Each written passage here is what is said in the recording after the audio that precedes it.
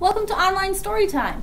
I'm Melissa from Evansburg Public Library, part of Yellowhead County Libraries, and today we're going to be reading The Kissing Hand by Audrey Penn.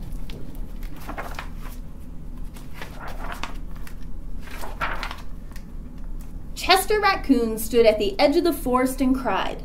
"I don't want to go to school," he told his mother. "I want to stay home with you.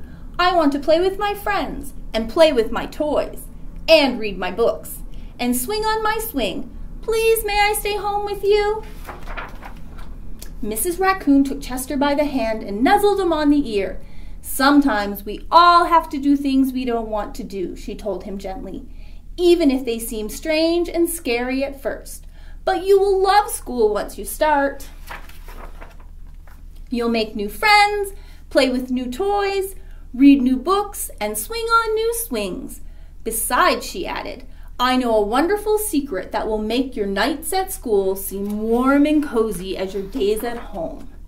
Chester wiped away his tears and looked interested. "A secret? What kind of secret?" "A very old secret," Mrs. Raccoon said. "I learned from my mother, and she learned from hers. It's called the kissing hand." "The kissing hand?" asked Chester. "What's that?" "I'll show you." Mrs. Raccoon took Chester's left hand, spread open his tiny fingers into a fan. Leaning forward, she kissed Chester right in the middle of his palm.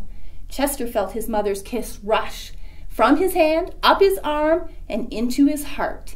Even his silky black mask tingled with special warmth.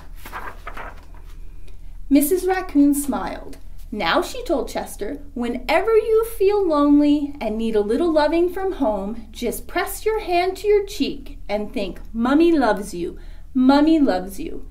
And that very kiss will jump to your face and fill you with toasty, warm thoughts." She took Chester's hand and carefully wrapped his fingers around the kiss. "Now do be careful. Do not lose it," she teased. "But don't worry, when you open your hand and wash your food, I promise the kiss will stick." Chester loved his kissing hand. Now he knew his mother's love would go with him wherever he went, even to school. That night, Chester stood in front of his school and looked thoughtfully. Suddenly he turned to his mother and grinned. "Give me your hand," he told her. Chester took his mother's hand in his own and unfolded her large, familiar fingers into a fan. Next, he leaned forward and kissed the center of her hand.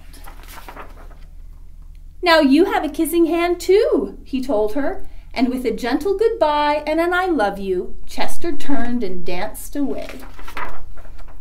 Mrs. Raccoon watched Chester scamper across a tree limb and enter school.